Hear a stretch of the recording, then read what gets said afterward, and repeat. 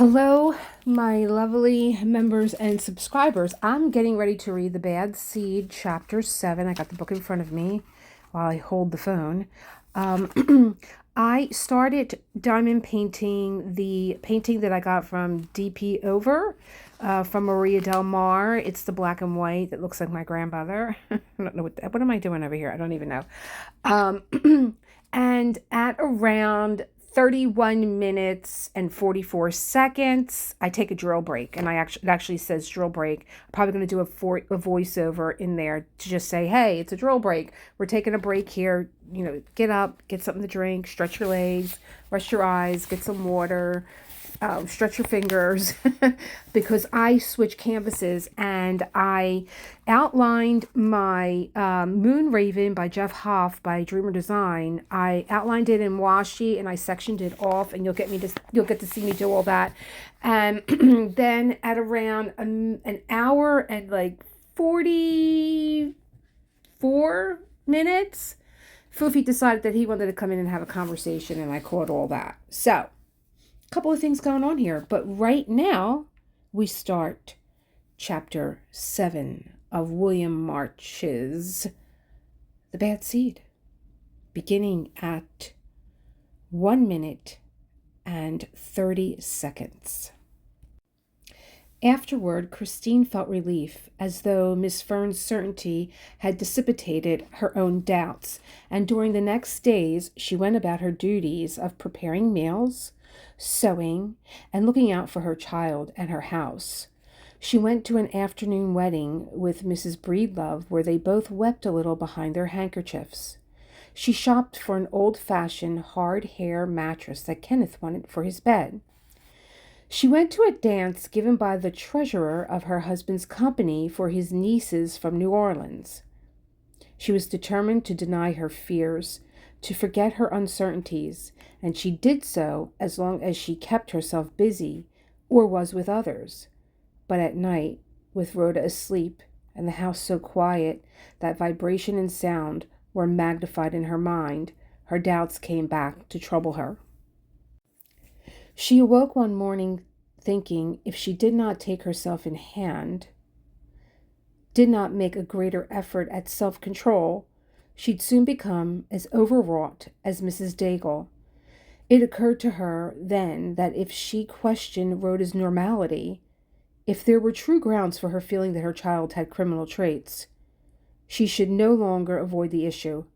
It was her duty, if her fears were grounded in fact, to educate herself, to read and study things she avoided in the past, to accept any reality that faced her, no matter how unpleasant, with courage and resourcefulness, to remedy the situation if possible, if not, to make the best compromise she could with facts.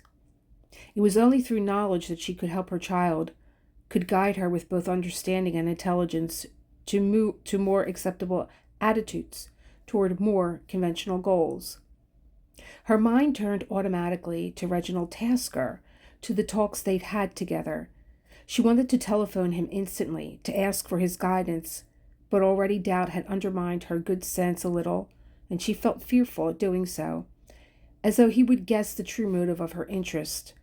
Then, although she despised her guilty deviousness, she decided to handle the matter another way. She'd give a cocktail party and ask him to it, along with other guests in whom she was not momentarily interested at all. She'd make an opportunity to be alone with him, and she'd ask him, with misleading casualness, as though the matter had just occurred to her, to advise her in her reading.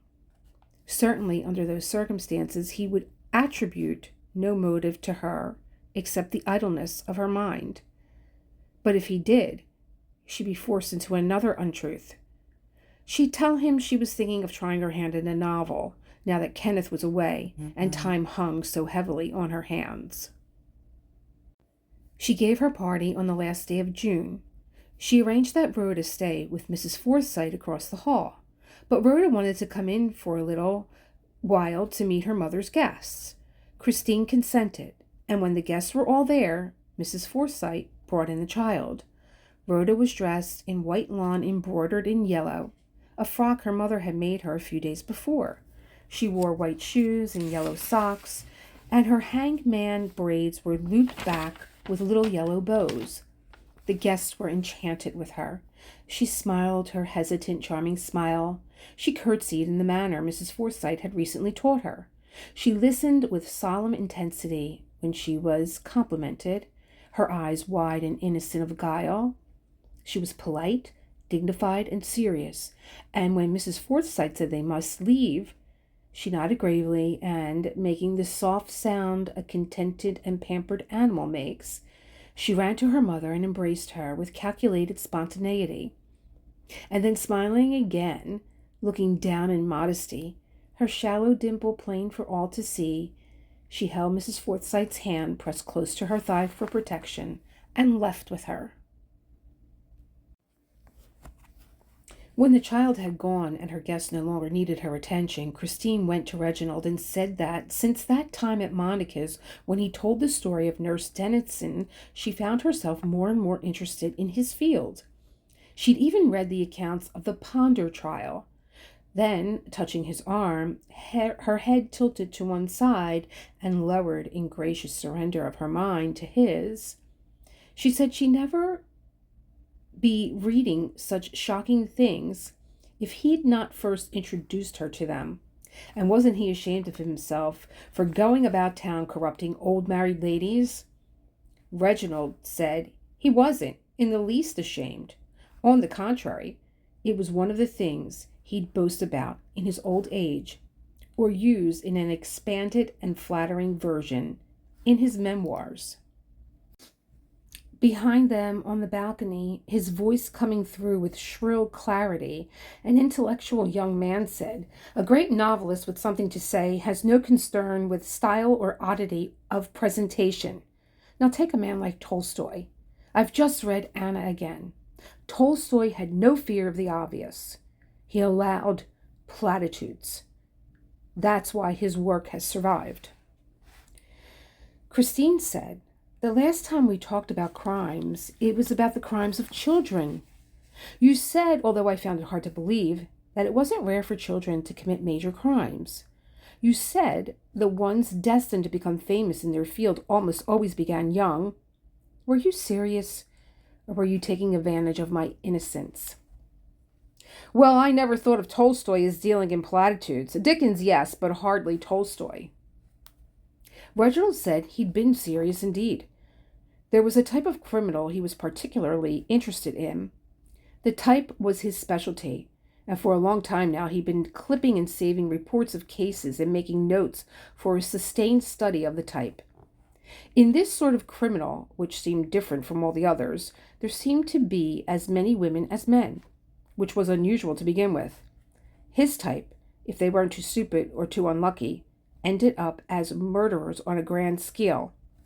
They never killed for the reasons that so often sway warm but foolish humans.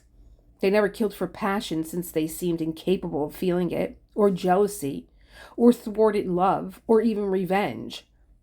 There seemed to be no element of sexual cruelty in them.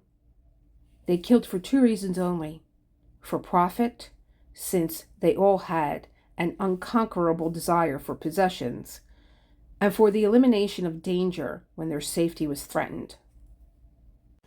"I'm very interested," said Christine. "Will you let me look at your material? I'll take very good care of it." Mrs. Breedlove, a martini in her hand, moved through the crowd and came closer to them. She stood listening in a sort of dramatic astonishment. Then impulsively she said, "But dear Christine, what's come over you? Why have you done such an about-face?" Christine smiled self-consciously and said, "I doubt if there's a reason." Mrs. Breedlove shook her head in patient denial, sat between them, and said, "There's a reason, dear Christine. There's a sound psychological reason for everything we do, if we can only find it." Then, with a seeming inappropriateness, she said, "When I was in analysis with Dr. Kettlebaum, I used to go in early, having such a positive transference to the poor man. There was an attractive young Englishman who preceded me, and we met in the waiting room quite often. Sometimes, when Dr. Kettlebaum was tied up on the phone between patients, and was late in calling me, we talked together. This young man, I've forgotten his name years ago, which is symptomatic too, as you will soon see, once told me that he considered me unusually attractive, except for one detail. I'd be his ideal, he said. His temperament was an odd one, you see. He said he adored only one-legged women, and I so plainly had two. Reginald whistled between his teeth and said, "Boy, is that a new slant." Monica continued, "So I said to him, 'I'll admit you're very handsome. I'll even go further and say you've got the nicest eyelashes I've ever seen on a man. But if you think I'm going to cut off my leg to please you, superior though you may be, you're dreadfully mistaken, my dear." Reginald and Christine laughed at the same instant, and Mrs. Breedlove, herself giggling in the memory, continued. And so this young man, with his odd taste, stared at me in that composed manner the British have perfected and said, "I didn't expect it, I assure you." "But where did he find one-legged women?" asked Christine. "My dear," said Monica, "my dear, our minds are so in accord." Now that's precisely what I had asked him. But he looked at me in the completest astonishment and said, "Find them? My dear lady, the problem is, how do you avoid them? London is full of one-legged women. As you've surely noticed, you see them everywhere you go." There was silence, and then Christine said, "Is the moral meant for me? Is it that the eye finds what the mind is seeking?" "But of course," said Mrs. Breedlove. She went on to say she'd always considered Mrs. Penmark's unwillingness to accept sordid or criminal data as symptomatic. In other words, she regarded it as a positive wish concealed under a negative reaction. It meant, really, that for a time she'd been emotionally unable to examine with a necessary detachment her drives toward hate and destruction. But now, with her anxiety so plainly abated, she was able to do so at last. On the whole, she was pleased with Christine's sudden preoccupation with crime, with her new, more wholesome attitudes. It indicated a wider tolerance, a greater maturity than she had before. She turned and looked searchingly at her friend, and in confusion, Christine gave the explanation she prepared in advance. The explanation was later to use so often in justification of her actions. There had always been a desire at the back of her mind to write a novel, although she doubted that she could really pull it off. Nevertheless, the things she heard from Reginald were so fresh, so off the beaten path, or so they seemed to her, that she'd been tempted to use them in this autobiographical book she was turning over in her mind, a book to be reinforced and supported by the details of actual cases. She stopped with sudden wariness, thinking, "Why did I say autobiographical? That's strange, I think." She waited for Mrs. Breedlove to catch up on the slip, but since she did not, she got up and said she must go now and see to her other guests. It was then that Reginald offered to lend Mrs. Penmark the case material he'd collected. He digested many of the cases and sorted them roughly into categories. His own book, if he ever got around to doing it, would be factual, so there'd be no conflict between them. He asked if she decided on a plot for her novel, if she worked out as yet any of its details. She said she had not. She knew only in a general way that the novel would be about a mass murderess and her disastrous effect not only on her victims by violence, but on those who survived her. It wasn't much to go on, she knew, but it was all she worked out so far. The following morning, Mrs. Forsythe suggested, as a special treat, that she and Rhoda go to the corner and have an ice cream soda together. She was a thin, tall woman in her late 60s with wide, flat hips and sloping shoulders. She had been a great beauty in her time, the perfect Gibson girl, Mrs. Breedlove said, and she still wore her streaked, fair hair in a variant form of the pompadour of her triumphant days, a smaller, less imposing, more rounded pompadour with a tight, solid knot at its center, so that the effect now was that of a cushion held in place by a paperweight. She and the child came out of the door together, and Rhoda saw Leroy waiting for her near the sidewalk. All at once he thought of a new way to tease her, a variant method of showing his enamored hatred of the child. The idea seemed both subtle and witty to him. He went to the basement and took a dead rat from the cage where it had been since morning.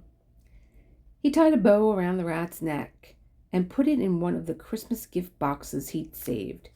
Then, wrapping the box in colored paper and tying it with a Christmas ribbon, he had it ready when the child returned. He winked knowingly when Mrs. Forsythe's back was turned and made a suggestive gesture toward the back of the building. But the child ignored him. She remained standing on the flagstones as though she awaited some more explicit explanation, and as the old lady went up the steps, paused, and fumbled in her untidy handbag for keys, Leroy came closer and hummed softly, as though he were serenading the little girl. I got a real nice present. Yes, I got a real nice present. I got a present I've been saving all for you.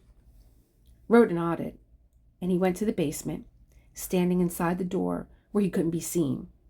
Rhoda joined him quickly, and he said in a whisper, which was unnecessary since there was nobody near to hear him, I figure you and me ought to be real good friends, so I got you a present to make up for the mean things I already said to you.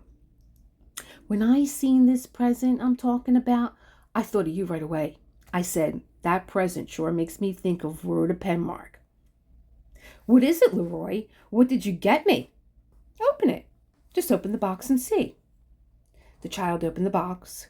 She lifted her head and stared at Leroy with a peculiar faraway look in her eyes. Leroy laughed and sat down on his bench, overcome with the wittiness of his gesture. But he laughed guardedly, as though he and the child were involved together in a conspiracy which must never be revealed. You know what your present puts me in mind of? He asked when he could get his breath again. It puts me in mind of Claude lying dead in his coffin. He waited for the child's response, but since there was none, he went on. I thought first of getting you some sweet-smelling flowers, but I didn't have the time to go to the graveyard and steal some off of Claude's little grave.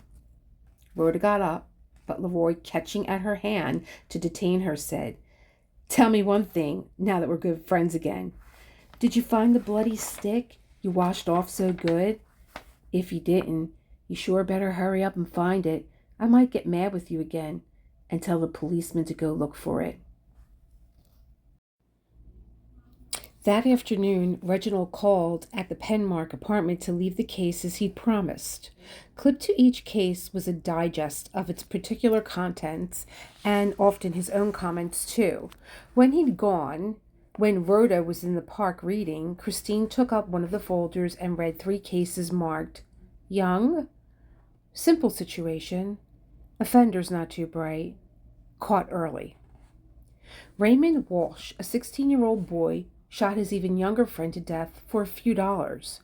Beulah Honeycutt and Norma Jean Brooks, both young girls, killed a farmer who had befriended them for the $2 he had in his pocket.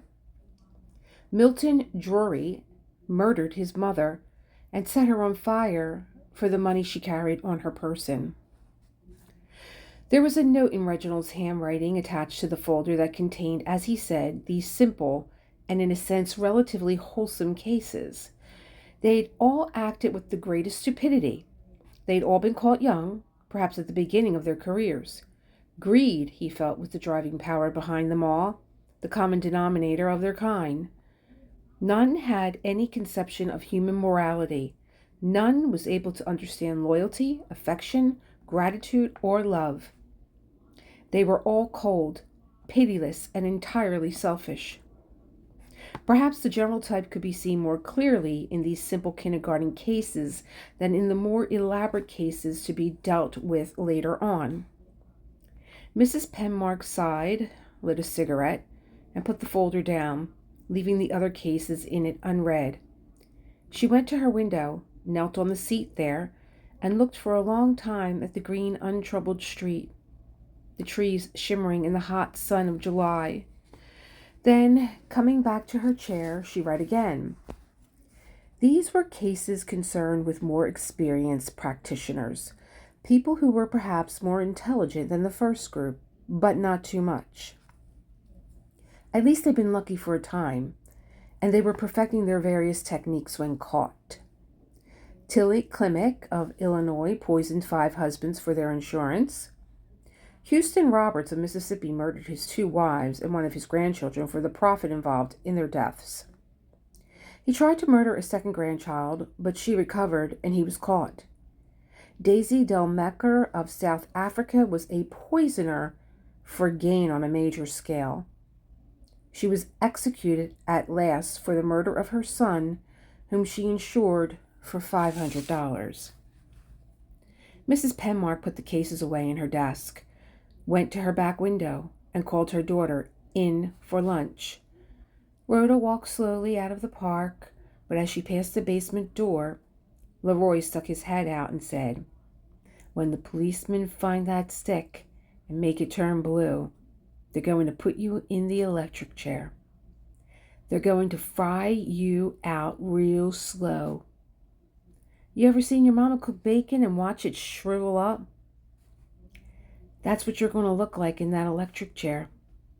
You're going to turn brown, and you're going to shrivel up all over." "The electric chair is too big for me," said Rhoda. "I wouldn't fit in it." "That's what you think," said Leroy. "Now let me tell you something. They got a special chair for mean little girls like you. They got a little pink chair that's just your size. I seen it plenty times. It's painted a real pretty pink, and it looks nice. But of course it don't look so nice to the little girl that's frying up there like a pork chop inside it. What you said about making a stick turn blue was something you made up. You're not going to heaven if you keep on telling stories the way you do. You're going to the bad place when you die. That's where you're going, Leroy. Go on in the house and eat your lunch. Your mama told you not to talk to me no more, and she told me not to talk to you either. So I'm not going to talk to you no more. But you better find that stick, is all I can say. I could tell you a lot of things you want to find out, but your mama said not to talk to you. No more. Go on in the house and quit bothering me." When she had gone, Leroy lay on his improvised bed thinking of his cleverness. He knew how to manage that one now. He sure had that mean little girl worried, and worried good. It wouldn't be long before she'd jump and fidget when he spoke to her. Just wait and see if she didn't. Rhoda came into her apartment and ate her lunch. Then, after she practiced her piano lesson, she said casually to her mother, "Is it the truth that when blood has been washed off anything, a policeman can still tell it was there if he puts powder on it? Will the place really turn blue? Who's been talking to you about such things? Leroy?" "No, Mother, it wasn't him. You told me not to talk to Leroy. It was some men I heard talking about it when they passed the park gate." Mrs. Penmark said she didn't know about the bloodstains, although she'd call Uncle Reginald, who was an authority on these matters, if Rhoda really wanted to know. But Rhoda, in sudden alarm, shook her head from side to side and said no. It was then Christine went back to her kitchen to finish the luncheon dishes there. But her suspicions were now aroused, and she wondered why the child had asked her strange question. For she knew now, and had known for a long time, that Rhoda asked nothing idly for the pleasure of hearing her own voice, as other children did. Later, she saw Rhoda go to her bedroom and come out with a parcel wrapped in paper. Then, after looking cautiously about her to see that she was unobserved, she opened the door to the back hall and shut it noiselessly behind her. Mrs. Penmark cracked her kitchen door, which also opened on the back hall, and watched her daughter with both curiosity and fear. And when she saw the child approach the incinerator chute, she hurried down the hall in pursuit, caught her daughter by the arm, blocked the incinerator with her back, and said, "What have you got in that package? Give it to me, Rhoda. Give it to me at once." "I haven't got anything in it, Mother."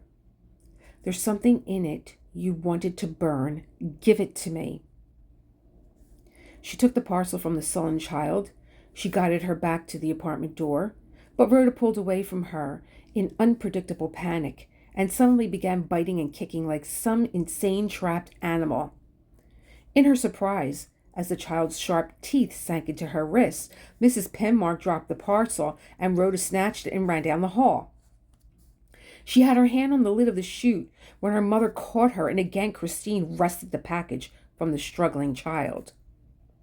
Rhoda stood quietly when she knew she was defeated, and she stared at her mother with such cold, unforgiving hatred that Christine's hand automatically lifted and pressed against her heart, as though the scene were unendurable to her.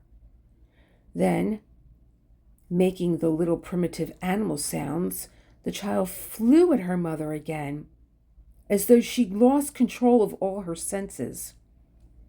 But this time Mrs. Penmark seized the little girl and shook her by the shoulders, her bangs rising and falling, her thin, immature neck swaying back and forth. She shoved the child before her, entering her living room, and opened the parcel, and there, just as she'd known it would be, were the cleated shoes that Rhoda had worn to the picnic, but had not worn since. Christine said, "I know now why you were so interested in blood. You hit Claude with your shoe, didn't you?" She was surprised at the calmness of her voice, how impersonally she was able to act at this moment in the face of such dreadful knowledge. "You hit him with the shoe, didn't you?" she repeated. "Tell me. Tell me the truth." Rhoda did not answer immediately. She glanced warily at Christine, her mind busy even then with plans to bend her mother once more to her will, to win her approval and loyalty again. "I know now, so there's no sense in lying anymore," said Mrs. Penmark. "You hit him with the shoe. That's how those half-moon marks got on his forehead and hands." Rhoda moved off slowly, an expression of patient bafflement in her eyes. Then, throwing herself on the sofa, she buried her face in a pillow and wept, peering up at her mother through her laced fingers. But the performance was not at all convincing, and Christine looked back at her child with a new, dispassionate interest and thought, "She's an amateur so far, but she's improving day by day. She's perfecting her act. In a few years, her act won't seem corny at all. It'll be most convincing then, I'm sure." "Answer me," she said in sudden anger. "Answer me." The child, seeing she was not impressing her mother, got up from the sofa, walked leisurely to Christine, and stood before her. "I hit him with the shoe," she said calmly. "I had to hit him with the shoe, Mother. What else could I do?" Mrs. Penmark's anger mounted, and in the desperation of her panic, she slapped the child so hard across her face that she staggered backward and fell into one of the big overstuffed chairs, her legs stiff and straight before her. Christine pressed her palms against her forehead, feeling sick and frightened. She sat down to compose herself, and when her anger vanished and there was left only a feeling of nausea in her stomach, a sense of unreality in her mind, she said warily, Do you understand that you murdered the boy?" "It was his fault," said Rhoda. "It was all his fault, not mine. If he had given me the medal like I told him to, I wouldn't have had to hit him." She began to cry, pressing her forehead against the arm of the chair. "It was Claude's fault," she said. "It was his fault." Christine closed her eyes and said, "Tell me what happened. I want the truth this time. I know you killed him, so there's no sense in lying again. Start from the beginning and tell me how it happened." Rhoda threw herself into her mother's arms and said, "I won't do it again, Mother. I won't ever do it again." Christine wiped the child's eyes, brushed down her bangs, and said quietly, "I'm waiting for your answer. Tell me. I must know now." "He wouldn't give me the medal like I told him to, that's all. So then he ran away from me and hid on the wharf, but I found him there and I told him I hit him with my shoe if he didn't give me the medal. He shook his head and said no. So I hit him the first time, and then he took off the medal and gave it to me like I asked him to." "What happened then?" "Well, he tried to run away, so I hit him with the shoe again. He kept crying and making a noise, and I was afraid somebody would hear him, so I hit him again, Mother. I hit him harder this time, and he fell in the water." Christine closed her eyes and said, "Oh my God. Oh my God." The little girl was crying harder now, her mouth twisted with her apprehension. "I didn't take the medal. Claude gave me the medal when I asked for it, but after he gave it to me, he said he was going to tell Miss Octavia. I took it from him, and then she'd make me give it back. That's why I hit him after the first time." Mrs. Penmark thought, "What must I say? What must I do now?" Suddenly the child wiped away her tears, embraced her mother, and said coquettishly, "Oh, I've got the prettiest mother. I've got the nicest mother. That's what I tell everybody. I say, I've got the sweetest." "How did the bruises get on the back of his hands, Rhoda?" "He tried to pull himself back on the wharf after he fell in the water. But I wouldn't have hit him anymore, except he kept saying he was going to tell on me. So I hit him on the hands to make him turn loose on the wharf. But he wouldn't turn loose right away, no matter how hard I hit him, Mother. So I had to hit him on the head some more, and on the hands some more. I hit him the hardest of all that time. And that's how I got blood on my shoe. So finally he closed his eyes and turned loose of the wharf like I told him to. But it was all his fault, Mother. He shouldn't have said he was going to tell on me, now should he?" Then, remembering what Leroy had told her, the child cried again, but in fright this time, gasping out between her sobs. "Are they going to put me in that little chair and turn on the electricity?" She came closer to her mother and said, "It wasn't my fault Claude got drowned. It was his fault." Christine walked about the room in aimless panic, her hands pressed against her cheeks. The child clung to her mother's waist and said, trembling with sudden terror, "You won't let them put me in that chair, will you? Mother, Mother, you won't let them hurt me, will you?" Christine stopped suddenly, turned to the frightened child and said, "Nobody will hurt you. I don't know what must be done now, but I promise you nobody will hurt you."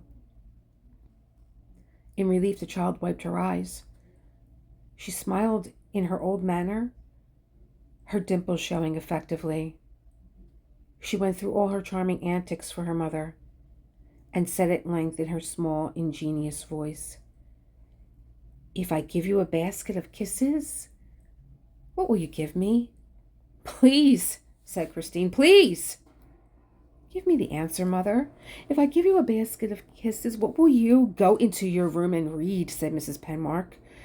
Then in a weary voice she added, "I want to think. I must decide what's best to be done." But even as she spoke, She knew she was unable in that moment of stress either to make the decisions now inevitable for her new, required attitudes toward her child, or to formulate the plans necessary to put into motion such decisions, even if made. Her mind no longer moved in the straight line of rational thought. It turned like a rotating wheel in rapid, intense circles of emotion which she seemed unable to escape. The things the child had confessed, repeating themselves over and over in a neat, inaudible pattern in her ear. She had wanted to assuage her doubts, to know the truth, and now she did know. What she dreaded in fantasy so long, she faced at last in unalterable reality. And now that she did know, she comforted herself, even in this moment of turmoil, with the certainty that no matter how dreadful the truth had been, at least she could no longer torture herself with half knowledge or lash at her mind with doubt.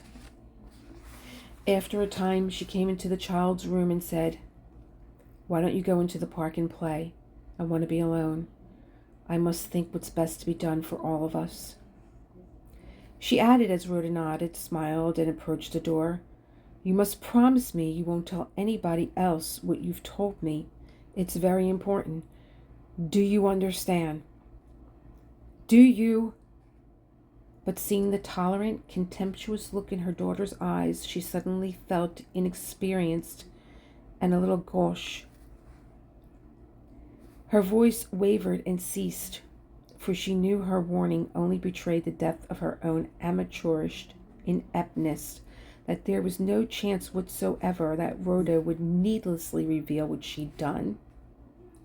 Then wearily, while the child stood in amusement before her, though outwardly submissive as she always was, she added, "How did you manage it with the old lady in Baltimore? I know so much now. Another thing won't matter greatly." And Rhoda, sure of her triumph, smiled and said meekly, "I shoved her, Mother. I shoved her a little." When her child had gone, she went to her bathroom, her purpose not clear in her mind. She stood there in indecision, but seeing her reflection in the mirror, she pointed her finger at her image and laughed shrilly. Then, resting her head against the glass, her arms hanging limply at their sides, she knew she must live with her secret as best she could. She must optimistically hope for the best. She wanted more than anything to discuss her daughter with another, but she knew she could not, certainly not at the present time. It would be difficult even to tell Kenneth, as, of course, she inevitably must. Then, when the desire to confide was too strong for her to bear any longer, she made a sort of left-hand compromise confession to Reginald Tasker, a confession she was sure he'd fail to interpret at its true worth. She telephoned him and said she'd been working steadily on the structure of her novel. She decided the book would revolve around a criminal child, a child not unlike what any of the murderesses she'd been reading about had once been. "How about the mother? Is she going to be a criminal too?" "No, the mother will be commonplace and rather stodgy." "There's your conflict," said Reggie. "When you figure out what you're going to do with it, let me know, won't you?" They chatted for a time about people they both knew, and when they finished, Christine sat again by the window, her hands resting in her lap. The wild spinning in her head had lessened now, and she forced her mind to consider the courses open to her in dealing with her daughter's future. The first thing to consider was the child's sanity. Was Rhoda actually insane and, as such, not responsible for what she'd done? If she were insane, didn't she belong in some place where she could be treated and perhaps cured? Where she be prevented at least from doing further harm to people? But almost at once she shook her head in denial. Rhoda was not insane, and anyone who knew her at all knew that well. But even if she were, even if she and Kenneth agreed later on that was the best thing to do with her, How did you arrange such matters? Would Kenneth's family have to know? She shook her head helplessly. She did not know how these things were done. She got up suddenly and walked about her apartment, arranging and rearranging her belongings without conscious thought, as though her actions were merely an outward mechanics of inward turbulence she could not so easily arrange. She told herself she'd read no more of the criminal cases. They would only serve now to enhance her anxieties, to deepen her depression, and then, moving with the detached precision of a walking toy, she began eagerly to read again, as if knowing somewhere in her being the cases would point out to her sooner or later things she wanted to learn, would reveal to her at last some secret knowledge of her own life, knowledge which, she felt now, she could no longer reasonably avoid. She read cases concerned with the work of the more celebrated women mass murderers, all of whom had been interested only in the profit in it for them. There was Mrs. Archer Gilligan, owner of a home for the aged, who took her guests on a lump sum life basis and who took the proper precautions to see that she did not go into the red. There was Belle Guinness of Indiana, who, after striking her admirers with a hatchet, was said to have chopped them up into a sort of silage and thriftily fed them to her pigs. There was Miss Bertha Hill, who lived in a village called Pleasant Valley. There was Catherine Wilson, the English girl, who used colloquium with such enthusiasm that the doctors of her day thought a new unknown epidemic had broken out in England. There were Mrs. Hahn, Mrs. Brennan, and Miss Jane Topin.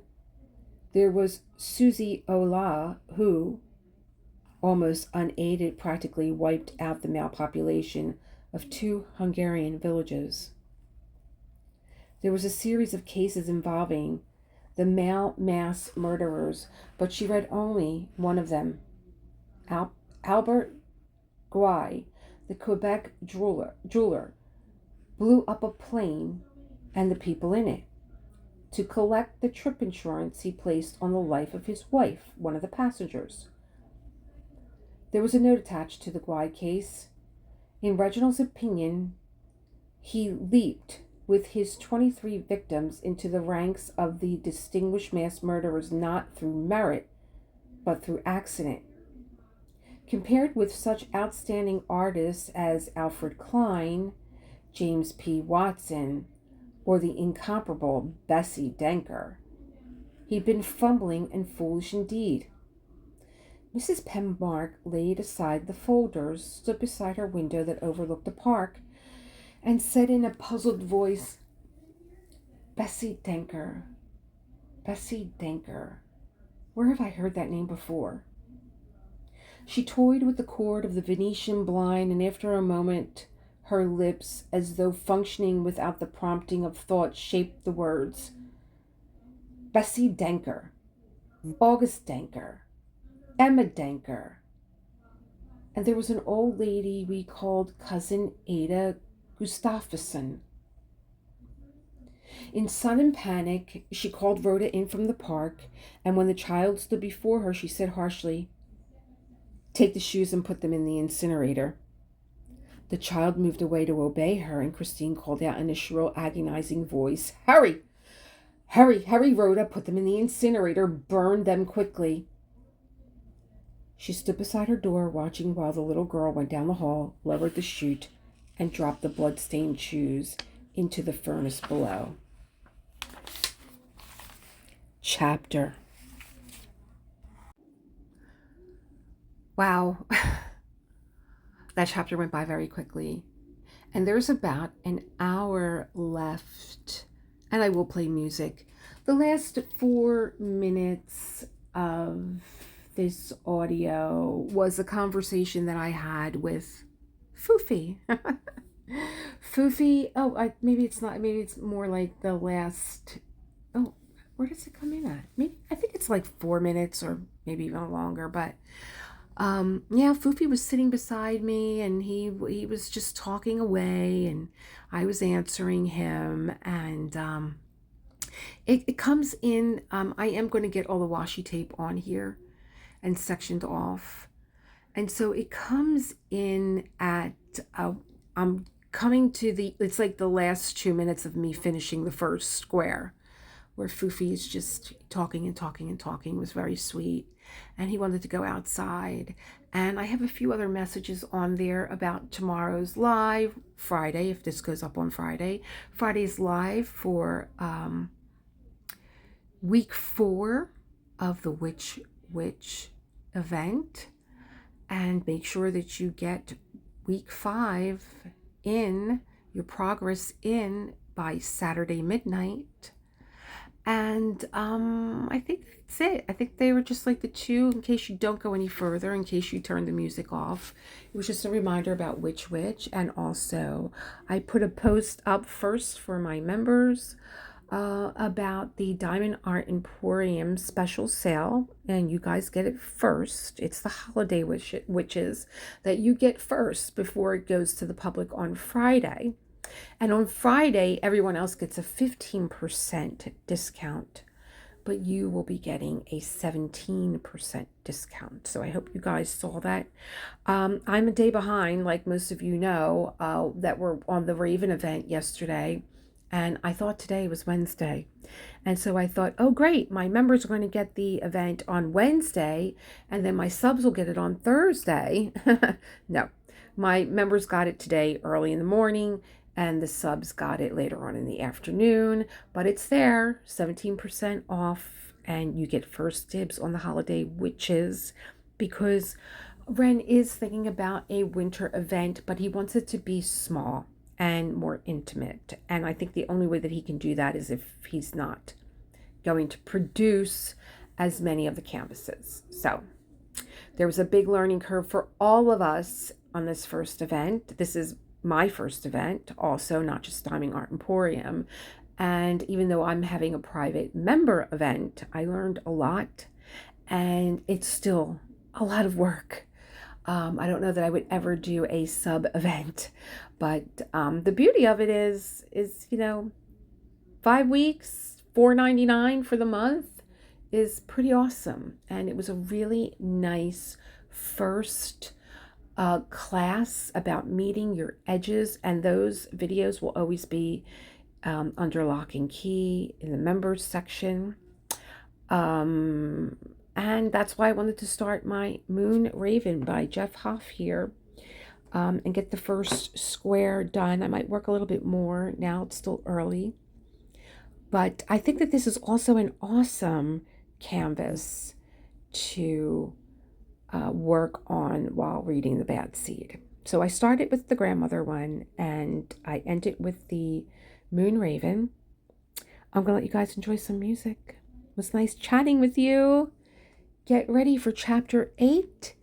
There's only 12 chapters in this book, and I will see you as always in the next one, which will be tomorrow, live 7 p.m. with Tammy and Rich, and maybe even Ren. Have a good night. Bye.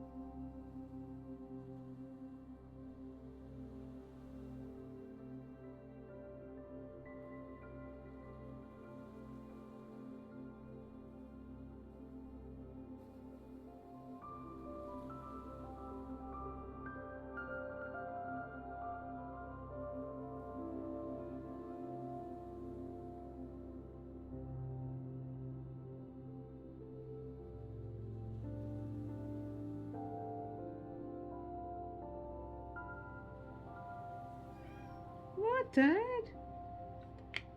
You sound like you're asking for help. What? What's the matter?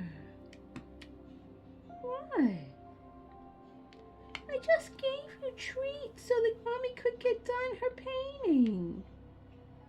What? What is it? What is it? What is it? What?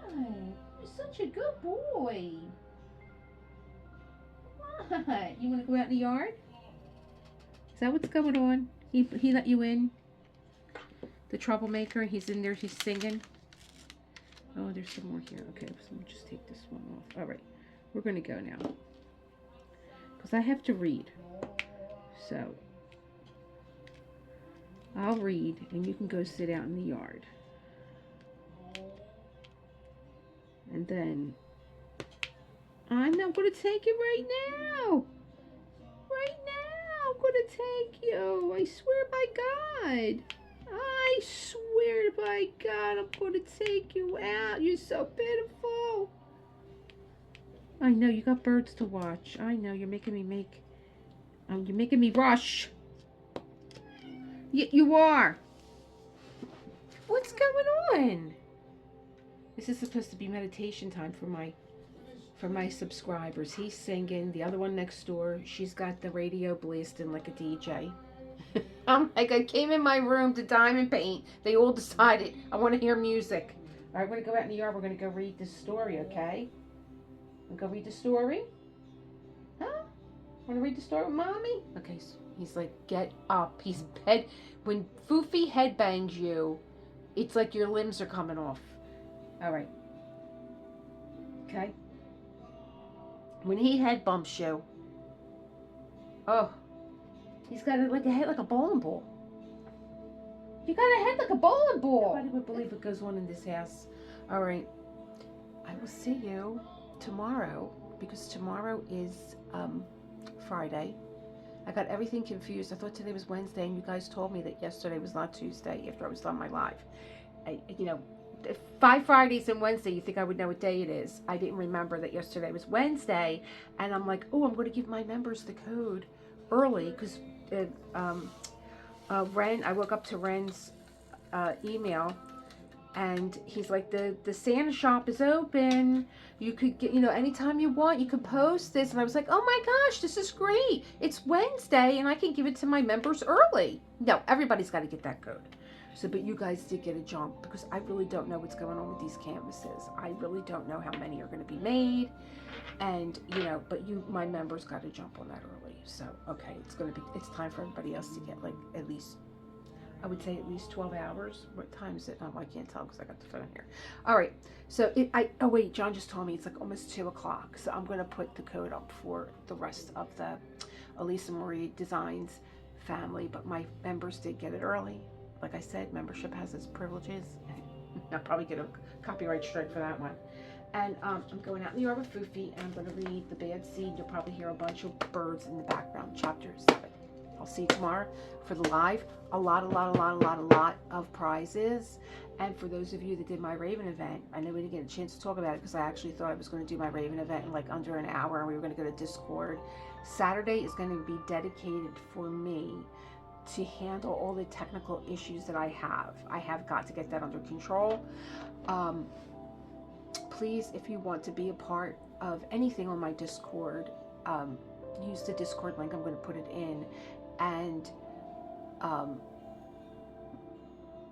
yeah, I'll put the Discord link in. And I think you have to be my friend if you want to join like private rooms, like the Quiet Nook, like if you're a member, the Raven room it's YouTube members only. So that I don't have to worry about. Okay, I gotta get that settled. We're going outside to read. I'll see you tomorrow. You'll hear from me later, but I'll see you tomorrow.